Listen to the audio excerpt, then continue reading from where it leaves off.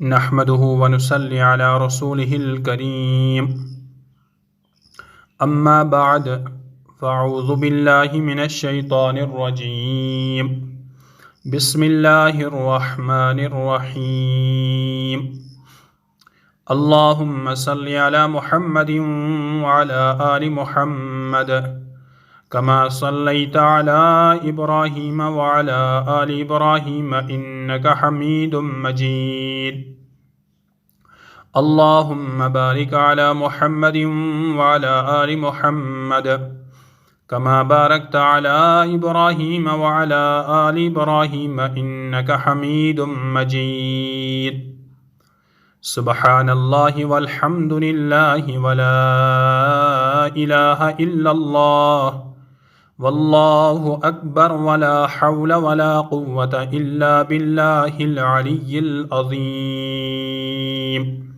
السلام علیکم ورحمۃ اللہ وبرکاتہ۔ مجھے امید ہے کہ آپ سبھی حضرات اللہ کے فضل و کرم سے عافیت سے ہوں گے۔ میں اللہ سے دعا کرتا ہوں کہ اللہ آپ کو ہمیشہ خوش و خرم رکھے اور دونوں جہان میں کامیابی نصیب فرمائے۔ محترم ناظرین و سامعین کرام، میرے اس یوٹیوب چینل کا نام جو آپ کی اسکرین پر دکھائی دے رہا ہے اسلامی معلومات کا مجموعہ، یہ ایک اسلامی چینل ہے۔ میرا مقصد یہی ہے کہ اس سوشل میڈیا دور کے اندر ہم دین کے پیغامات کو ہر گھر گھر کیسے پہنچائیں۔ آپ سے گزارش رہے گی کہ میرے اس یوٹیوب چینل کا نام جو آپ کی اسکرین پر ایک بار اور دکھائی دے رہا ہے اسلامی معلومات کا مجموعہ، اس چینل کو آپ سبسکرائب کیجئے، نوٹیفیکیشن کے بٹن آل پر کلک کیجئے تاکہ آنے والے ویڈیوز کے پیغامات آپ کو آسانی سے موصول ہوتے رہیں۔ کمنٹ میں اپنی رائے کا اظہار بھی کیجئے، ان ایڈیوز اور ویڈیوز کو لائک بھی کیجئے تاکہ ہماری حوصلہ افزائی بنی رہے۔ قرآن و حدیث کی روشنی میں حسد کا بیان کا تیسرا حصہ آپ کی خدمت میں پیش کیا جا رہا ہے۔ اس سے پہلے حسد کے بیان پر، جس کا پہلا حصہ کائنات کا پہلا گناہ اور حسد کا بیان، ان کا لنک میں نے ڈسکرپشن میں ڈال دیا ہے، آپ کلک کر کے سماعت ضرور فرمائیں۔ اس ویڈیو کی پہلی حدیث مبارکہ یہ ہے: دنیاوی مال و دولت کی کثرت باعث حسد ہے۔ حضرت ابو مالک اشعری رضی اللہ تعالی عنہ سے روایت ہے کہ انہوں نے حضور اقدس صلی اللہ علیہ وسلم کو فرماتے ہوئے سنا کہ مجھے اپنی امت پر صرف 3 باتوں کا ڈر ہے۔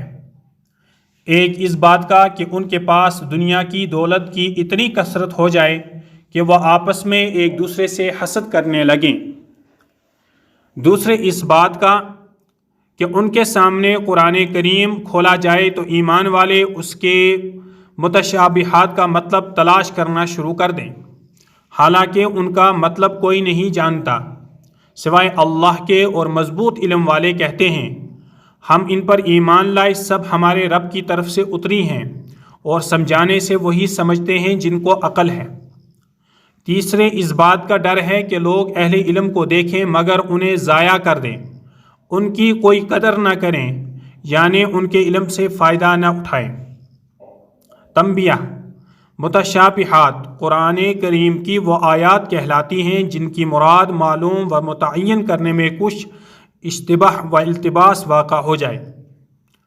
ان کا صحیح مطلب صرف اللہ ہی کو معلوم ہے، نبی صلی اللہ علیہ وسلم کو بھی صرف اتنا ہی معلوم ہے جتنا بتایا گیا ہے۔ حسد دین کو مونڈنے والا ہے۔ حضرت زبیر بن العوام رضی اللہ تعالی عنہ سے روایت ہے کہ حضور اقدس صلی اللہ علیہ وسلم نے ارشاد فرمایا کہ تمہارے اندر دھیرے دھیرے پچھلی امتوں کی بیماریاں حسد اور بغض سرایت کر گئی ہیں اور یہ مونڈنے والا ہے، مگر سنو، اس سے میری مراد بالوں کو مونڈنا نہیں ہے بلکہ دین کو مونڈنا ہے۔ یعنی بغض و دشمنی اتنی بری خصلت ہے کہ یہ انسان کے دین و اخلاق کو برباد کر دیتی ہے اور دین و دنیا دونوں کے لیے باعث نقصان ہے۔ حسد کرنے والے کا حضور صلی اللہ علیہ وسلم سے واسطہ نہیں۔ حضرت عبداللہ بن بصر رضی اللہ تعالی عنہ سے روایت ہے کہ حضور اقدس صلی اللہ علیہ وسلم نے ارشاد فرمایا کہ ڈہ کرنے والے چغلی کرنے والے اور کہانت کا پیشہ اختیار کرنے والے کا مجھ سے کوئی واسطہ نہیں اور نہ ہی میرا ان سے کوئی واسطہ ہے۔ پھر آپ صلی اللہ علیہ وسلم نے قرآن کریم کی یہ آیت تلاوت فرمائی، وَالَّذِينَ يُؤْذُونَ الْمُؤْمِنِينَ وَالْمُؤْمِنَاتِ بِغَيْرِ مَا اكْتَسَبُوا فَقَدِ احْتَمَلُوا بُهْتَانًا وَإِثْمًا مُبِينًا۔ اور جو لوگ تہمت لگاتے ہیں مسلمان مردوں کو اور مسلمان عورتوں کو بدون گناہ کیے تو اٹھایا انہوں نے بوجھ جھوٹ کا اور صریح گناہ کا۔